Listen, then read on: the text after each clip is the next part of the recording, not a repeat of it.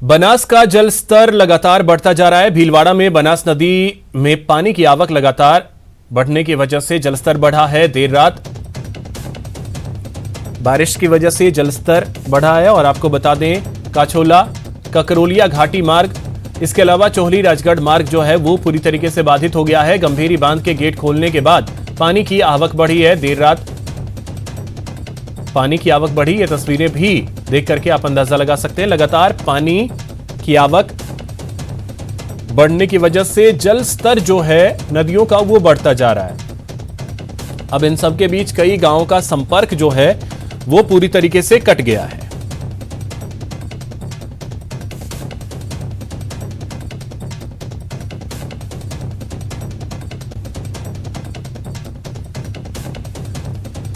तो ये तस्वीरें आप देखें, लगातार पानी की आवक और इसकी वजह से नदी नाले जो हैं वो पूरी तरीके से उफान पर हैं। कई जगहों पर पुलिया जो है उस पर पानी की चादर की वजह से आवागमन भी ठप हुआ है।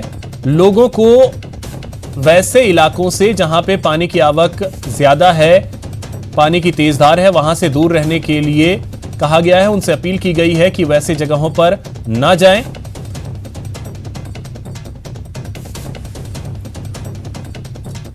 वहीं बात जालोर की करें तो यहां पर लगातार 12 घंटे से बारिश का दौर जारी है। जसवंतपुरा सहित पूरे जिले में बारिश हो रही है। जिले के कई नदी नाले उफान पर हैं। कभी तेज तो कभी रिमझिम बारिश का दौर जारी है। लेकिन इन सब के बीच जो किसानों के चेहरे हैं वो मुरझाते नजर आ रहे हैं।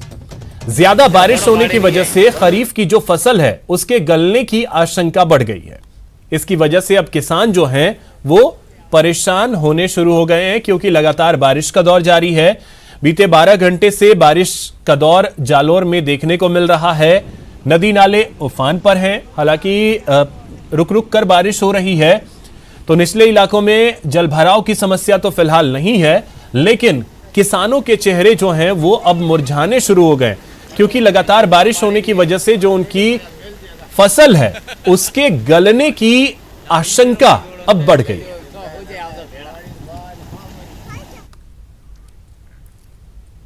चित्तौड़गढ़ जिले में सावन के दौरान भले ही बारिश कम हुई हो, लेकिन भादो महीना शुरू होते ही मानसून की सक्रियता देखने को मिली है। इसके चलते जिले के 2 बड़े बांध गंभीरी और घोसुंडा लबालब हो गए हैं। इन बांधों में पानी की आवक के बाद पानी की निकासी की जा रही है, लेकिन इस दौरान लोगों की लापरवाही भी देखने को मिल रही है। गंभीरी बांध से निकाले जा रहे पानी के रास्ते पर गांव अरनिया जोशी और अरनोदा को जोड़ने वाली पुलिया है, जिससे तेज बहाव से पानी निकल रहा है। लेकिन इसके बावजूद लोग अपनी जान जोखिम में डालकर मछलियां पकड़ने की कोशिश करते दिखाई दे रहे हैं। वहीं दूसरी ओर इस रास्ते पर सुरक्षा के कोई इंतजाम नहीं होने से भी लोग बेरोक टोक अपनी मनमानी कर रहे हैं।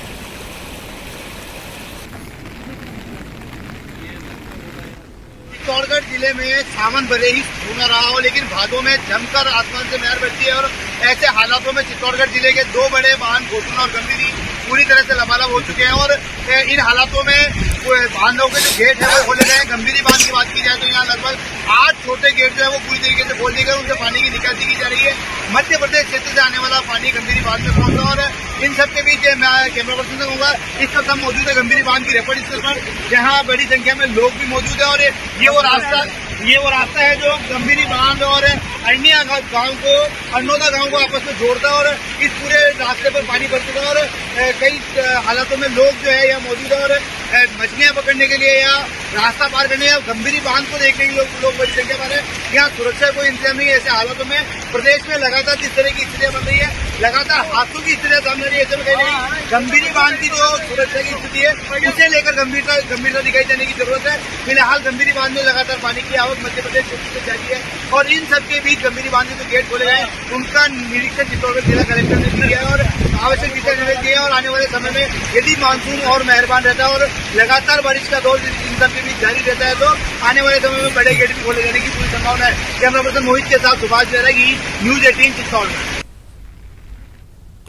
बारां जिले के नवाबपुरा गांव में पुलिया के ऊपर पानी की तेज चादर बह रही है, जिसके चलते ग्रामीण और स्कूल जाने वाले बच्चों को भारी परेशानी का सामना करना पड़ रहा है। गांव के सरकारी स्कूल को आने जाने वाला यही एक रास्ता है जो इस बरसाती नदी से होकर जाता है। इस नदी पर बनी पुलिया के काफी नीचे होने के चलते तेज बारिश में इस पुलिया के ऊपर से पानी बहने लगता है। यहां बनी यह पुलिया कई वर्षों से क्षतिग्रस्त है। ऐसे में भारी बारिश के चलते स्कूल जाने वाले बच्चों को परेशानी का सामना करना पड़ता है। तो ये तस्वीरें आप देखिए, 12 की ये तस्वीरें जहां पर बच्चों को भारी परेशानी होती है जब उन्हें इस बारिश में इस पुलिया को पार करना पड़ता है, क्योंकि पुलिया के ऊपर से पानी बह रहा होता है और ऐसे में जान जोखिम में डालकर इन बच्चों को स्कूल जाना पड़ता है। ये तस्वीरें आप देखें, कई बार अभिभावकों को खासी परेशानी होती है बच्चों को कंधे पर डालकर इस पुलिया को अभिभावक जो हैं वो पार करवाते हैं। ये तस्वीरें आप देखें, 12 से ये तस्वीरें सामने आई। खबर भीलवाड़ा से है, जहां पानी की आवक बढ़ने की वजह से बनास नदी का जल स्तर बढ़ा है।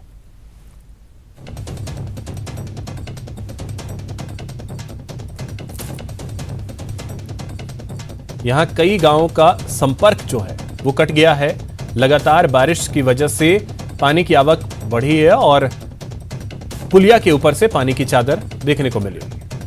प्रतापगढ़ में लगातार हो रही तेज बारिश से राष्ट्रीय राजमार्ग से गुजरने वाले वाहन चालकों की जान पर संकट बना हुआ है। बांसवाड़ा रोड स्थित जिला चिकित्सालय के सामने इस राजमार्ग पर बनी पुलिया के बीच बड़ा सा गड्ढा होता जा रहा है, जिसमें गिरकर कई वाहन चालक चोटिल हो चुके हैं।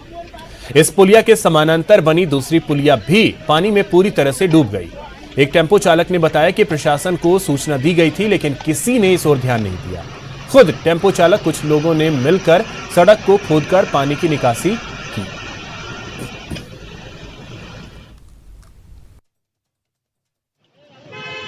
मैं हॉस्पिटल से टेम्पो चलाता हूँ। यहाँ पे सुबह मतलब मैं टेम्पो लेके आया, उस टाइम पे 3 जने यहाँ पे गिरे हैं जो वो पुलिया में गिर जाते। तो ये हम लोग आए टेम्पो वाले और ये यहाँ पे बिल्कुल इसके सारे मुड़के बंद पड़े थे, पुलिया के पानी भरा हुआ था। जो हमने टेम्पो वाले ने हॉस्पिटल के स्टाफ ने ये सारे मुड़के चालू करे और नीचे की जो ये पुलिया है ये इसके ऊपर 3-3, 4-4 फीट पानी चढ़ रहा है और ऊपर ही से ही इसका रास्ता है अभी आने जाने का। और यहाँ बहुत बड़े बड़े खड्डे हो रहे हैं।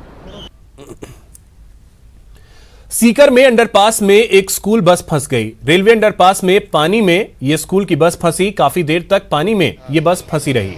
बस में करीब 1 दर्जन से अधिक बच्चे जो हैं वो सवार थे, स्कूल जा रहे थे। इसी दौरान बस जो है अंडरपास में फंस गई। करीब 1 घंटे तक ये बस यहां पे फंसी रही। फिर जाकर जेसीबी को बुलाया गया और उसके बाद जेसीबी की सहायता से इस बस को बाहर निकाला गया।